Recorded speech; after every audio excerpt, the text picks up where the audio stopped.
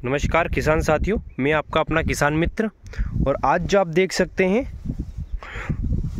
हम आपको बताने वाले हैं सोयाबीन जो है हमारी 1050, जिसकी आप वैरायटी देख सकते हैं।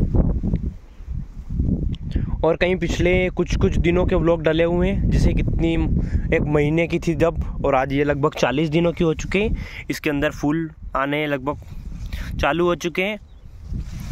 ये इस प्रकार आप देख सकते हैं। और इसकी हाइट अभी ठीक ही है, क्योंकि इसमें हमने जो खरपतवार के लिए डोज डाला था उसने इसको कंट्रोल कर लिया है। तो आप देख सकते हैं फ़िलहाल में। और पिछले कुछ व्लॉगों में आप जाके देख सकते हैं कि कितना हमने इसमें खरपतवार का जो टॉनिक वगैरह था, जो इसको दबाने का सिस्टम था, वो हमने किस प्रकार प्रयोग किया था। आप भी कर सकते हैं अगर आपकी सोयाबीन की हाइट ज़्यादा है और सोयाबीन का ओराव आपसे गलती से ज़्यादा हो चुका है।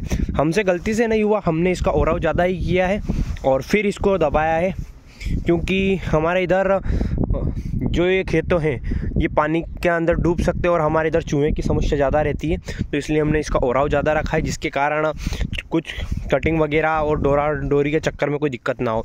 और इसको हमने 2 बार डोर भी दिया है, जिसे कहते हैं मतलब डोरने के बाद कुछ कहते हैं लोग के जड़ें कटने की वजह से हाइट ज़्यादा बड़ी नहीं होती, तो हमने इसको 2 बार डोर भी दिया है। एक बार छोड़कर 2 बार इसमें डोरों का प्रयोग किया है। और ये लगभग 40 दिनों की हो चुकी है और इसमें फूल आने चालू हो चुके हैं, और ये अभी हमारे घुटने तक हो चुकी है। उसके पश्चात इसमें हमने अभी एक रिंग कटर तथा एल्ली का डोज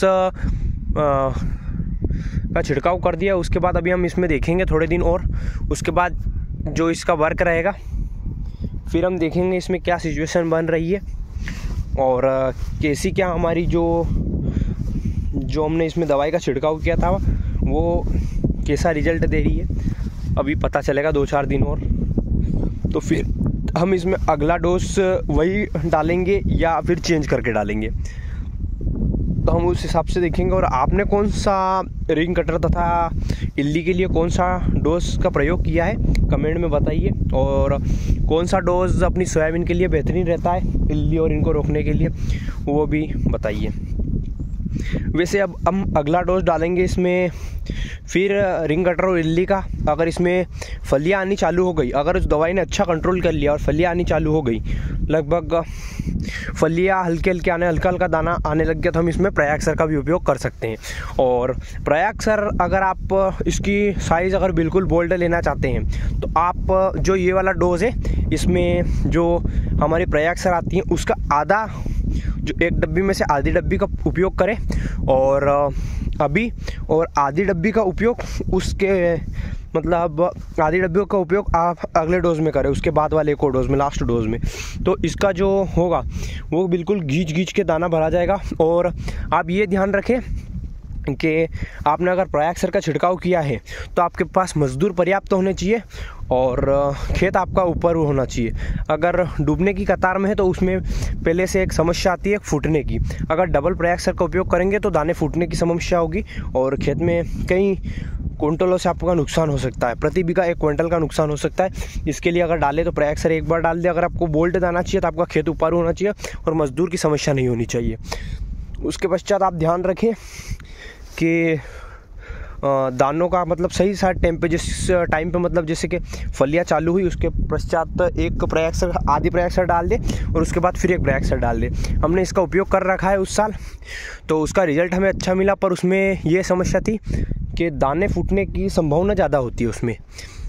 तो उस साल तो अपने पास मजदूर थे, इस साल मजदूर की दिक्कत आ रही, तो इस साल हम डबल प्रयाक्सर का उपयोग नहीं करेंगे, मतलब सिंगल में ही प्रयाक्सर डाल देंगे, जिससे वो फूटने की संभावना नहीं हो पाएगी एक ही बार में।